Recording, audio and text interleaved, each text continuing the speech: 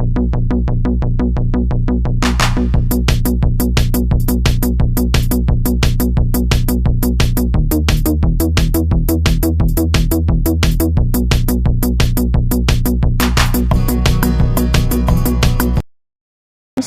Back to my channel.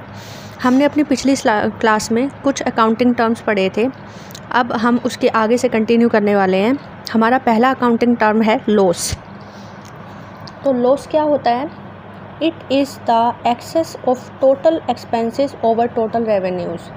That means कि loss क्या होता है कि जब हमारे टोटल एक्सपेंसेस टोटल रेवेन्यू से ज़्यादा होते हैं, हमारे खर्चे हमारी इनकम से ज़्यादा होते हैं, तो उसे हम क्या कहते हैं? लॉस बोलते हैं। अब लॉस जो है वो एक्सपेंसेस से क्या होता है? अलग होता है। लॉस और एक्सपेंसेस एक नहीं होते हैं। एक्सपेंसेस क्या होते हैं? जो कि कोई रेवेन्यू जनरेट करें। ठीक है, एक्सपेंसेस हम तब करते हैं जब वो किसी रेवेन्यू को जनरेट करते हैं, लेकिन लॉस कोई रेवेन्यू जनरेट नहीं करता।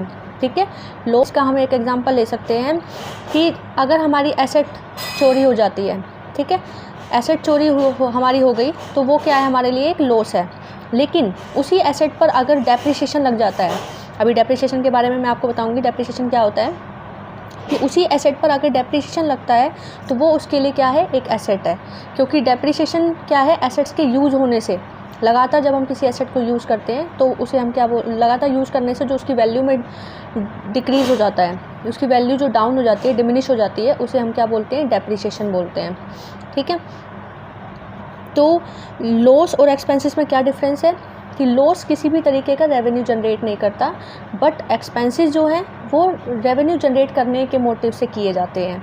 ठीक है, तो इसमें एग्जांपल हम ले सकते हैं, if revenues are ₹2 lakh and expenses are 2,40,000, तो यहाँ पर हमारे एक्सपेंसेस 40,000 ज़्यादा हैं रेवेन्यू से, तो उसे हम क्या बोलेंगे? लॉस बोलेंगे। क्या बोलेंगे? लॉस। ठीक है, अब इसके बाद हमारा नेक्स्ट आता है डेप्रिसिएशन। डेप्रिसिएशन क्या होता है? It is a decrease in value of an asset due to the continuous use of that asset. कि डेप्रिसिएशन क्या है? किसी भी एसेट की वैल्यू में लगातार वैल्यू में क्या होना? कमी होना। किसी भी एसेट की वैल्यू में कमी होना किसकी वजह से? उसके लगातार यूज़ की वजह से। कि जब हम किसी एसेट को लगातार यूज़ में लाते हैं और उसमें यूज़ में लाने से उसमें जो वियर एंड टियर होते हैं, यानी जो भी टूट फूट होती है, तो उससे जो भी उसकी वैल्यू में डिक्रीज़ होता है उसको हम क्या बोलते हैं? हम उसे बोलते हैं डेप्रिसिएशन। डेप्रिसिएशन क्या है? It is a decrease in value of an asset due to the continuous use of that asset. कि किसी भी एसेट को लगातार यूज़ करने से जो भी उसकी वैल्यू में कमी आती है उसे हम क्या बोलते हैं? डेप्रिसिएशन बोलते हैं। ठीक है, तो डेप्रिसिएशन क्या है? ये एक एक्सपेंस है। It is an expense. ठीक है, डेप्रिसिएशन क्या होता है? एक खर्चा होता है हमारे लिए। ठीक है, अब इसके बाद आता है हमारा नेक्स्ट परचेजेस। परचेजेस क्या होते हैं? The term purchases is used only for the purchase of goods in which business deals. Purchase हम किसके लिए यूज़ करते हैं? उन सभी गुड्स के लिए जिसमें कि बिज़नेस डील करता है, उनको ख़रीदना, उसे हम क्या बोलते हैं? परचेज़। ठीक है, परचेज़ जो शब्द है वो हम किसके लिए यूज़ करते हैं? बिज़नेस की गुड्स के लिए यूज़ करते हैं। ठीक है, अब इसमें हम एग्जांपल ले लेते हैं कि एक क्लॉथ डीलर है, वो क्लॉथ परचेज़ करता है बेचने के लिए, for sale. The cloth will be called goods, तो उस क्लॉथ को हम क्या कहेंगे? उसकी गुड्स कहेंगे। ठीक है, however if the cloth dealer purchases furniture for the customer sitting, अब वही क्लॉथ डीलर फर्नीचर परचेज करता है कस्टमर्स के बैठने के लिए, तो क्या वो गुड्स होंगी? नहीं, क्योंकि उसमें वो डेली डील नहीं कर रहा है। वो डील किस में कर रहा है? वो क्लोथ्स में डील कर रहा है और वही उसकी गुड्स है। और फर्नीचर उसकी क्या होगी? उसके लिए वो एक एसेट है जो कि उसे फ्यूचर में क्या देने वाली है? बेनिफिट देने वाली है। ठीक है, तो फर्नीचर एक क्लॉथ डीलर के लिए क्या है? एसेट है, और क्लॉथ एक क्लॉथ डीलर के लिए क्या है? गुड्स है। तो परचेजेस किसके साथ हम यूज़ करते हैं? ओनली गुड्स के केस में हम परचेजेस को यूज़ करते हैं। अब इसके बाद हमारा नेक्स्ट आता है गुड्स। गुड्स क्या होती हैं? Goods include all those things in which a business deals, कि उन सभी वो सभी वस्तुएं जिसमें एक बिजनेस डील करता है उसे हम क्या बोलते हैं? उसे हम गुड्स बोलते हैं। For a manufacturer, raw material purchased to convert it into finished goods products is called goods. ठीक है, कि एक मैन्युफैक्चरर है, यानी जो भी किसी वस्तु का निर्माण करता है, ठीक है, कोई भी एक मैन्युफैक्चरर जिसने रॉ मटेरियल परचेज़ किया, किस मोटिव से, ताकि वो उसे फिनिश्ड प्रोडक्ट में कन्वर्ट कर सके, तो वो उसके लिए क्या है, वो रॉ मटेरियल उसके लिए एक गुड है, ठीक है, वो उसके लिए गुड कहलाएगी। इसी तरीके से एक ट्रेडर के लिए, जो कि किसी भी चीज़ को दोबारा से खरीद कर दोबारा से बेचने के लिए ख़रीदता है, तो उसे हम बोलते हैं ट्रेडर। ट्रेडर के लिए गुड्स क्या है, जो कि परचेज़ की गई हैं दोबारा बेचने के लिए, फॉर रीसेल, ठीक है, which are purchased for resale, उसे हम क्या कहेंगे, गुड्स बोलेंगे। तो हम एक सिंपल लैंग्वेज में क्या बोल सकते हैं, गुड्स क्या है, एक मैन्युफैक्चरर के लिए रॉ मटेरियल उसकी गुड्स हैं, ठीक है, और एक ट्रेडर के लिए जो गुड्स रीसेल के लिए परचेज़ की गई हैं वो उसकी गुड्स हैं, ठीक है। तो एग्जांपल हम क्या ले सकते हैं, for a furniture dealer chair and tables are goods. एक फर्नीचर डीलर के लिए चेयर, टेबल, ये सभी क्या हैं, गुड्स हैं। लेकिन दूसरे पर्सन्स के लिए वही फर्नीचर एक एसेट है, ठीक है।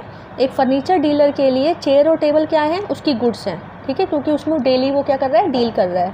और वाइल फॉर अदर्स, लेकिन दूसरे डीलर्स के लिए फर्नीचर उसकी क्या है, एसेट है, क्योंकि वो फर्नीचर में डेली डील नहीं कर रहे, उनके जो गुड्स हैं वो कुछ और हैं, ठीक है। Next term is purchase return. Purchase return क्या होता है कि जो गुड्स आपने परचेज़ की थी, हम उसे क्या कर देते हैं, रिटर्न कर देते हैं ड्यू टू सम डिफेक्ट्स।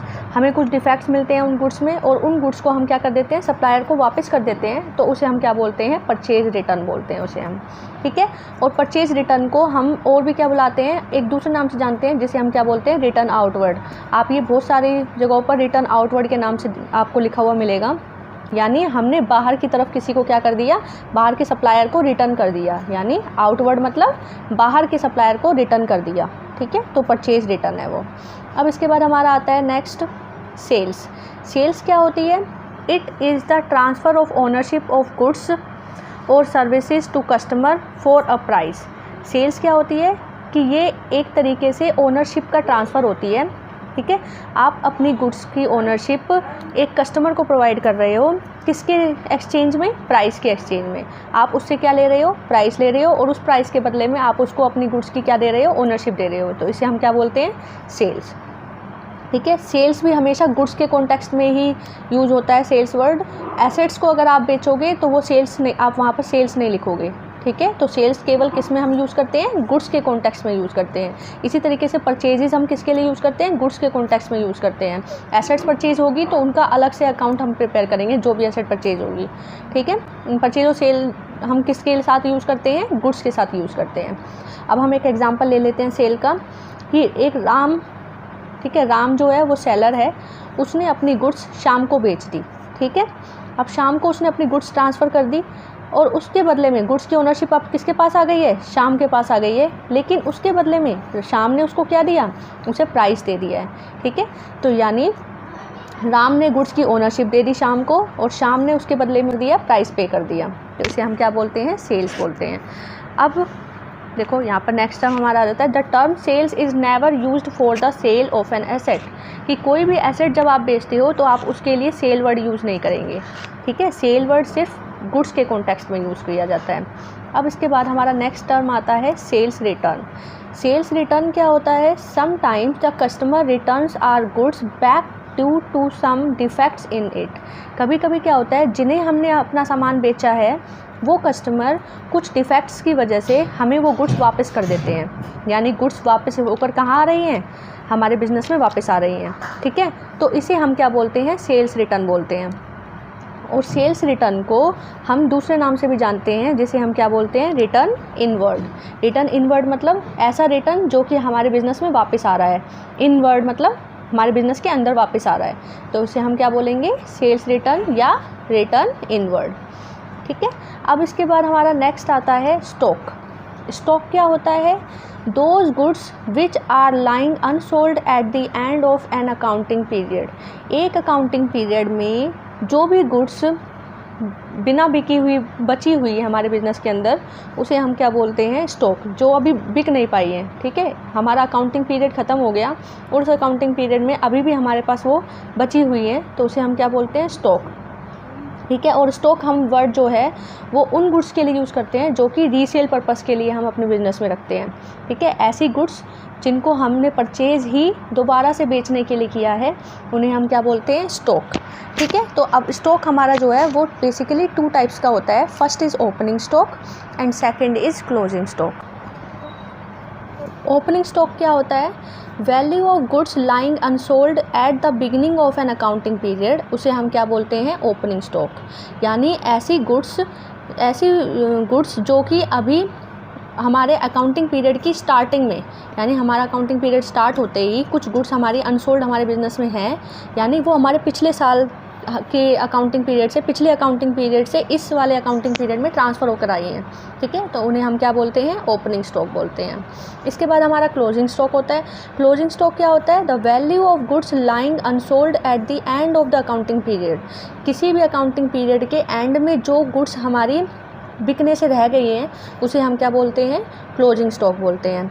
अब देखो इसका हम एग्जांपल ले लेते हैं। जैसे एक अकाउंटिंग पीरियड, हमारा अकाउंटिंग पीरियड कब स्टार्ट होता है, 1 अप्रैल को स्टार्ट होता है और 31 मार्च को ख़त्म हो जाता है। ठीक है, तो हमने एक अकाउंटिंग पीरियड का एग्जांपल ले लिया कि 1 अप्रैल 2022 को हमारा अकाउंटिंग पीरियड स्टार्ट हुआ और हमने 2 लाख रुपीज़ का हमारे पास क्या था, सामान था, गुड्स बेचने के लिए थी। अब पूरे साल हमने अपने गुड्स को सेल और परचेज़ किया और उन सेल और परचेज़ करने के बाद हमने 1,50,000 का स्टॉक क्या कर दिया, बेच दिया। ठीक है, हमारे पास शुरू में कितना स्टॉक था, 2 लाख रुपीज़ का स्टॉक था, उसमें से 1,50,000 हमने बेच दिया। तो हमारे पास रिमेनिंग स्टॉक कितना बचा, हमारे पास अब 50,000 रुपीज़ का रिमेनिंग स्टॉक बचा। ठीक है, अब ये जो remaining stock at the end of the accounting period हमारे पास अभी रखा हुआ है, इसे हम क्या बोलते हैं, इसे हम बोलते हैं क्लोजिंग स्टॉक। क्या बोलते हैं, इसे हम क्लोजिंग स्टॉक बोलते हैं। अब ये क्लोजिंग स्टॉक, इसको हम ट्रांसफ़र करके ले आएंगे अगले अकाउंटिंग पीरियड में, अगले अकाउंटिंग ईयर में के स्टार्ट में हमारा ये स्टॉक ट्रांसफ़र होकर आ जाएगा। अब ये स्टॉक जो 1 अप्रैल को, यानी beginning of the accounting period हमारे पास है, इसे हम क्या बोलते हैं, ओपनिंग स्टॉक बोलते हैं। ठीक है, तो ओपनिंग स्टॉक और क्लोजिंग स्टॉक आपको समझ आ गया क्या होता है। क्लोजिंग स्टॉक जो कि एक अकाउंटिंग पीरियड के ख़त्म होने पर आपके पास जितना स्टॉक अनसोल्ड बचा है उसे हम क्लोजिंग स्टॉक बोलते हैं, और वही क्लोजिंग स्टॉक अगले साल का हमारे अकाउंटिंग ईयर की बिगिनिंग का स्टॉक बन जाता है, जिसे हम क्या बोलते हैं, ओपनिंग स्टॉक बोलते हैं। अब इसके बाद हमारा नेक्स्ट टर्म आता है इन्वेंट्री। इन्वेंट्री क्या होता है, इन्वेंट्री में हम स्टॉक भी इंक्लूड करते हैं, रॉ मटेरियल भी इंक्लूड करते हैं, सेमी फिनिश्ड गुड्स भी इंक्लूड करते हैं और फिनिश्ड गुड्स भी इंक्लूड करते हैं। इन्वेंट्री भी स्टॉक का ही एक ब्रॉडर टर्म है, जिसमें क्या होता है, inventory is the broader term of stock. ठीक है, इन्वेंट्री जो है वो स्टॉक का क्या है, ब्रॉडर टर्म है। इट इंक्लूड्स रॉ मटेरियल, इसमें रॉ मटेरियल भी होता है, सेमी फिनिश्ड गुड्स भी होती हैं एंड फिनिश्ड गुड्स भी होती हैं, विच आर लाइंग अनसोल्ड, जो कि अभी बिकने से रह गई है, और इसमें हमारा स्टॉक भी होता है। ठीक है, तो इन्वेंट्री क्या है, इन्वेंट्री में हम चारों चीज़ों को इंक्लूड करते हैं, रॉ मटेरियल को भी, सेमी फिनिश्ड गुड्स को भी, फिनिश्ड गुड्स को भी, और इसके अलावा जो भी स्टॉक है जो कि हमने गुड्स रीसेल पर्पस से परचेज़ की थी, वो सारी गुड्स भी इसके अंदर क्या होती हैं, इंक्लूड होती हैं। ठीक है, तो inventory is broader than stock. ठीक है, अब इसके बाद हमारा नेक्स्ट टर्म आता है ट्रेड रिसीवेबल। ट्रेड रिसीवेबल क्या होता है, it refers the amount receivable on account of sale of goods and services rendered. Trade receivable क्या होता है, ऐसा अमाउंट जो कि हमें मिलने वाला है, किस लिए, हमने जो अपनी गुड्स और सर्विसेज बेची थी उसके बदले में जो भी पैसा हमें मिलने वाला है वो हमारे ट्रेड रिसीवेबल होते हैं। क्या होते हैं, ट्रेड रिसीवेबल। अब ट्रेड रिसीवेबल 2 टाइप्स के होते हैं। फर्स्ट इज़ हमारे डेटर्स, पहले ट्रेड रिसीवेबल हमारे डेटर्स होते हैं, और दूसरे ट्रेड रिसीवेबल में हमारे आ जाते हैं बिल्स रिसीवेबल्स। ठीक है, डेटर्स कौन होते हैं, दोज पर्सन्स और firms to whom goods are sold on credit and payment is yet to be received. Debtors कौन होते हैं, वो पर्सन्स या वो फर्म्स जिन्हें हमने गुड्स क्रेडिट पर बेची हैं। ठीक है, जिन्हें हमने गुड्स क्रेडिट पर बेची हैं और जिसकी पेमेंट अभी हमें मिलने वाली है, उसे हम क्या बोलते हैं, उन्हें हम डेटर्स बोलते हैं। ठीक है, अब डेटर्स का एग्जांपल क्या है कि मोहन जो कि सेलर है, उसने अपनी कुछ गुड्स बेची दिनेश को। ठीक है, दिनेश को अपनी गुड्स बेच दी। अब दिनेश को गुड्स बेची है, कैसे? क्रेडिट पे बेची है, उधार पे बेची है, यानी अब दिनेश से हमें पैसे मिलने बाकी हैं, ठीक है। दिनेश से हमें अभी पेमेंट नहीं मिली है, ठीक है। तो जब तक हमें अभी इससे हमें रिसीवेबल है, यानी ये पेमेंट हमें दिनेश से मिलने वाली है, तो इसे हम क्या बोलेंगे? तो दिनेश हमारा कौन बन जाएगा? डेटर बन जाएगा। तो दिनेश हमारा कौन है? डेटर है, ठीक है। तो डेटर कौन होते हैं? जिससे हमें पेमेंट मिलने वाली है, हमने उनको कुछ गुड्स बेची हैं और उसके बदले में वो हमें पेमेंट देने वाले हैं, उसे हम क्या बोलते हैं? डेटर्स। अब इसके बाद आता है बिल्स रिसीवेबल्स। बिल्स रिसीवेबल क्या होते हैं? ये क्या होता है? एक तरीके का बिल ऑफ एक्सचेंज होता है जो कि आपने बनाया है, ड्रॉ किया है अपने डेटर के लिए, ठीक है। आपने क्या किया? एक बिल बना के दे दिया अपने डेटर को कि आप मुझे इस डेट पर पेमेंट कर देना, ठीक है। एक फ्यूचर डेट पर आप मुझे पेमेंट कर देना, तो उस बिल को हम क्या बोलते हैं? Bills receivable. तो अब इसके बाद हम अपने अकाउंटिंग टर्म्स को एक बार रिवाइज़ कर लेते हैं कि हमने कौन कौन से अकाउंटिंग टर्म्स पढ़े हैं। तो सबसे पहला अकाउंटिंग टर्म था हमारा लॉस। लॉस क्या होता है? जितने भी टोटल एक्सपेंसेस हैं उसमें से टोटल रेवेन्यू माइनस कर दो। अगर टोटल एक्सपेंसेस हमारे टोटल रेवेन्यू से ज़्यादा हैं तो उसे हम क्या बोलेंगे? लॉस बोलेंगे। जैसे एग्जांपल में क्या है कि 2 लाख रुपए के हमारे रेवेन्यूज़ थे और हमारे 2,40,000 के एक्सपेंसेस थे, यानी हमारा खर्चा हमारी इनकम से ज़्यादा था, ठीक है। तो इसे हम क्या बोलेंगे? 40,000 का हमें क्या हो गया? लॉस हो गया, ठीक है। अब लॉस और एक्सपेंसेस में दोनों में डिफरेंस होता है। लॉस कोई भी रेवेन्यू जनरेट नहीं करते, ठीक है, लेकिन जितने भी एक्सपेंसेस हैं वो रेवेन्यू जनरेट करने के पर्पस से किए जाते हैं, ठीक है। जैसे कि एक एसेट है, उसकी चोरी हो गई तो वो हमारे लिए क्या है? लॉस है, ठीक है। लेकिन उसी एसेट पर अगर डेप्रिसिएशन लगता है, डेप्रिसिएशन यानी उसकी वैल्यू जो घट रही है धीरे धीरे यूज होने से, ठीक है, तो जो डेप्रिसिएशन लग रहा है वो उस पर क्या है? एक एक्सपेंस है। तो डेप्रिसिएशन एक एक्सपेंस है, लेकिन अगर उस एसेट की चोरी हो जाती है तो वो उसके लिए क्या है? एक लॉस है। अब इसके बाद हमारा नेक्स्ट आता है डेप्रिसिएशन। डेप्रिसिएशन क्या है? It is a decrease in value of an asset due to the continuous use of that asset. उस किसी भी एसेट के लगातार यूज़ करने से जब उसकी एसेट की वैल्यू में जो भी डिक्रीज़ आता है उसको हम क्या बोलते हैं? डेप्रिसिएशन। और डेप्रिसिएशन हमारे लिए क्या होता है? एक एक्सपेंस होता है, ठीक है। अब इसके बाद हमारा आता है नेक्स्ट टर्म परचेजेस। परचेजेस हम किसके कॉन्टेक्स्ट में यूज़ करते हैं? गुड्स के कॉन्टेक्स्ट में। जब भी हमने कोई गुड्स जिसमें बिजनेस डील करता है उसे परचेज़ किया है तो हम उसके लिए कौन सा टर्म यूज़ करते हैं? परचेजेस यूज़ करते हैं, ठीक है। जैसे एग्जांपल के लिए हमने क्या लिया था? एक क्लॉथ डीलर है, उसने अपना क्लॉथ परचेज़ किया है बेचने के लिए, ठीक है, तो वो क्लॉथ उसके लिए क्या है? गुड्स है। वही क्लॉथ डीलर अगर फर्नीचर अपने कस्टमर के बैठने के परचेज़ करता है तो वो फर्नीचर जो होगा वो उसकी एसेट होगी, वो उसकी गुड्स नहीं होगी, ठीक है। तो परचेजेस किसके कॉन्टेक्स्ट में यूज होता है? गुड्स के कॉन्टेक्स्ट में होता है। एसेट्स के कॉन्टेक्स्ट में हम परचेजेस वर्ड यूज़ नहीं करते, ठीक है। अब इसके बाद आता है नेक्स्ट, गुड्स क्या होती हैं? Goods include all those things in which a business deal. Goods क्या होती हैं? जिसमें एक बिजनेस डील करता है उसे हम क्या बोलते हैं? गुड्स, ठीक है।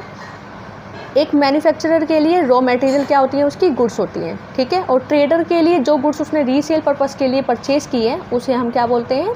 गुड्स बोलते हैं, ठीक है। जैसे कि अब एग्जांपल हम ले सकते हैं, for a furniture dealer chair and tables are goods. एक फर्नीचर डीलर के लिए चेयर और टेबल्स क्या हैं? गुड्स हैं। वहीं दूसरों के लिए वो फर्नीचर और जो भी चेयर और टेबल्स हैं वो सारी क्या हैं? एसेट हैं, ठीक है। अब इसके बाद नेक्स्ट हमारा आता है परचेज रिटर्न। परचेज रिटर्न क्या होता है? When purchased goods are return to the suppliers these are known as purchase return. जो भी हमने गुड्स परचेज़ की थी उनमें अगर कुछ डिफेक्ट आ गया और उस डिफेक्ट की वजह से हमने उनको सप्लायर्स को वापस कर दिया तो उसे हम क्या बोलते हैं? परचेज रिटर्न बोलते हैं। और परचेज रिटर्न का दूसरा नाम क्या है? रिटर्न आउटवर्ड, ठीक है। अब इसके बाद हमारा नेक्स्ट आता है sales. It is the transfer of ownership of goods और services to customer for a price, ठीक है। सेल्स क्या होता है? जब हम अपनी गुड्स का ओनरशिप को किसी और पर्सन को दे देते हैं, अपनी गुड्स की ओनरशिप को, तो उसे हम क्या बोलते हैं? सेल्स। उसके अगेंस्ट में हमें क्या मिलता है? हमें प्राइस मिलता है, ठीक है, तो उसे हम क्या बोलते हैं? सेल्स। जैसे कि हमने एग्जांपल लिया था कि राम ने अपनी गुड्स सेल कर दी, किसको? शाम को सेल कर दी, ठीक है। तो गुड्स की ओनरशिप किसके पास चली गई? शाम के पास चली गई और राम को क्या मिल गया? उसके बदले में प्राइस मिल गया, ठीक है, तो इसे हम क्या बोलेंगे? सेल, ठीक है। और सेल को हम कभी भी एसेट्स के साथ हम टर्म सेल यूज़ नहीं कर सकते। एसेट्स को जब बेचा जाता है तो वो एसेट्स के नाम से ही एंट्री पास होगी, ठीक है, और सेल सिर्फ हम गुड्स के कॉन्टेक्स्ट में यूज़ करते हैं। अब इसके बाद हमारा नेक्स्ट आता है सेल्स रिटर्न। सेल्स रिटर्न क्या होता है? Sometimes the customer returns are goods back due to the some defects in it. कभी कभी क्या होता है, जो गुड्स हमने सेल की थी, ठीक है, वो गुड्स कस्टमर क्या कर देता है, रिटर्न कर देता है कुछ डिफेक्ट्स की वजह से। उसमें कुछ डिफेक्ट निकल आता है और जिसकी वजह से वो हमें रिटर्न कर देता है और हमारी गुड्स वापस हमारे बिज़नेस में आ जाती है। तो उसको हम क्या बोलते हैं? सेल्स रिटर्न बोलते हैं, ठीक है। और सेल्स रिटर्न का दूसरा नाम क्या है? Return inward. सेल्स रिटर्न को रिटर्न इनवर्ड के नाम से भी जानते हैं। अब इसके बाद हमारा नेक्स्ट टर्म आता है स्टॉक। स्टॉक क्या होता है? Those goods which are lying unsold at the end of an accounting period. किसी भी अकाउंटिंग पीरियड के एंड पे जो भी गुड्स हमारी अनसोल्ड रह जाती है उसे हम क्या बोलते हैं? स्टॉक बोलते हैं। जैसे स्टॉक के 2 टाइप्स होते हैं, ओपनिंग स्टॉक और क्लोजिंग स्टॉक। अब ओपनिंग स्टॉक क्या होता है? Opening stock value of goods lying unsold at the beginning of an accounting period. यानी जो ऐसी गुड्स जो कि किसी भी अकाउंटिंग पीरियड की बिगिनिंग में अनसोल्ड रह गई हैं उसे हम क्या बोलते हैं? अनसोल्ड पड़ी है हमारे पास तो उसे हम क्या बोलते हैं? Opening stock. और क्लोजिंग स्टॉक क्या होता है? जो कि किसी भी अकाउंटिंग पीरियड के एंड में हमारे पास अनसोल्ड पड़ी हुई हैं उसे हम क्या बोलते हैं? क्लोजिंग स्टॉक बोलते हैं। जैसे हमने इसमें एग्जांपल लिया था कि एक अकाउंटिंग पीरियड कब स्टार्ट होता है? 1 अप्रैल को स्टार्ट होता है और 31 मार्च को क्या हो जाता है? एंड हो जाता है। तो 1 अप्रैल को हमारे पास कुछ स्टॉक था, 2 लाख रुपीज़ से हमने अपना बिज़नेस स्टार्ट किया था स्टॉक से। अब इसके बाद 2 लाख रुपीज़ का हमारे पास स्टॉक पड़ा हुआ था। अब उस 2 लाख में से यूज़ हो गया, ठीक है, सेल हो गया। अब इसके बाद 1,50,000 का स्टॉक हमने क्या कर दिया? सेल कर दिया। अब बाकी का स्टॉक हमारे पास कितना बचा? हमारे पास स्टॉक बचा 50,000 रुपीज़ का स्टॉक।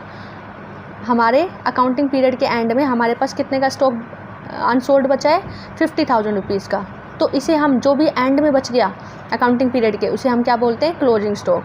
अब यही क्लोजिंग स्टॉक अगले अकाउंटिंग पीरियड में ट्रांसफ़र होकर आ जाएगा और 1 अप्रैल का यानी अकाउंटिंग ईयर की बिगिनिंग का स्टॉक बन जाएगा और इसे हम क्या बोलेंगे? Opening stock. जो अकाउंटिंग ईयर के बिगिनिंग में जो स्टॉक हमारे पास पड़ा हुआ होता है अनसोल्ड उसे हम ओपनिंग स्टॉक बोलते हैं और जो किसी भी अकाउंटिंग पीरियड के एंड में जो स्टॉक हमारे पास पड़ा हुआ होता है अनसोल्ड उसे हम क्या बोलते हैं? क्लोजिंग स्टॉक बोलते हैं। अब इसके बाद नेक्स्ट टर्म हमारा आता है इन्वेंट्री। इन्वेंट्री क्या होता है? इन्वेंट्री एक ब्रॉडर टर्म है स्टॉक से। इसमें स्टॉक भी आ जाता है, रॉ मटेरियल भी आ जाता है, सेमी फिनिश्ड गुड्स भी आ जाती हैं और फिनिश्ड गुड्स भी आ जाती हैं। मतलब वो सभी गुड्स जो कि हमारे बिज़नेस में यूज़ हो रही हैं, ठीक है, और जो कि अनसोल्ड पड़ी है हमारे पास, ठीक है, बिज़नेस में अभी बिकी नहीं है, वो सारी चीज़ें क्या होती हैं? इन्वेंट्री होती हैं, ठीक है। इसमें स्टॉक भी इंक्लूड होता है, ठीक है। अब इसके बाद नेक्स्ट टर्म आता है हमारा ट्रेड रिसीवेबल। ट्रेड रिसीवेबल क्या होता है? It refers the amount receivable on account of sale of goods and services rendered. Trade receivable क्या होता है? कि वो अमाउंट जो कि हमें गुड्स और सर्विसेज को बेचने के बाद जो भी हमें पैसा मिलने वाला है उसे हम क्या बोलते हैं? Trade receivable. अब ट्रेड रिसीवेबल में 2 चीज़ें इंक्लूड होती हैं, पहला डेटर्स और दूसरा BR, ठीक है, यानी बिल्स रिसीवेबल।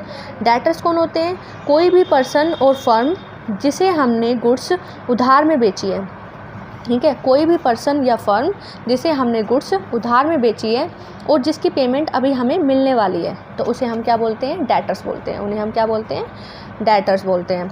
अब इसके बाद जैसे कि एग्जांपल है डेटर्स का कि मोहन, ठीक है, मोहन सेलर है, उसने अपनी गुड्स बेची दिनेश को, ठीक है, किस पर? उधार में बेची।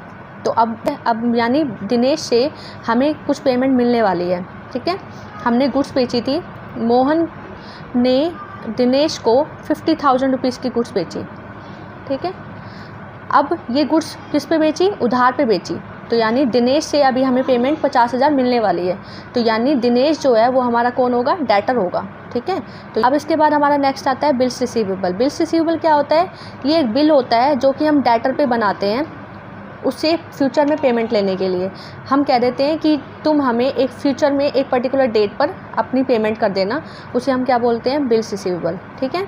जो बनाता है उसको हम ड्रॉअर बोलते हैं, जिसने बिल बनाया उसको क्या बोलते हैं? ड्रॉअर, और जिसने बिल को एक्सेप्ट किया उसे हम ड्रॉई बोलते हैं, यानी डेटर को ड्रॉई बोलते हैं, ठीक है। डेटर जो होता है वो ड्रॉई होता है और जो जिसको पेमेंट मिलनी है उसको हम क्या बोलते हैं? ड्रॉअर बोलते हैं, ठीक है। तो बच्चों आज के लिए हमारे इतने ही अकाउंटिंग टर्म्स। अब अपनी नेक्स्ट क्लास में हम बाकी के अकाउंटिंग टर्म्स पढ़ेंगे। Thank you for watching.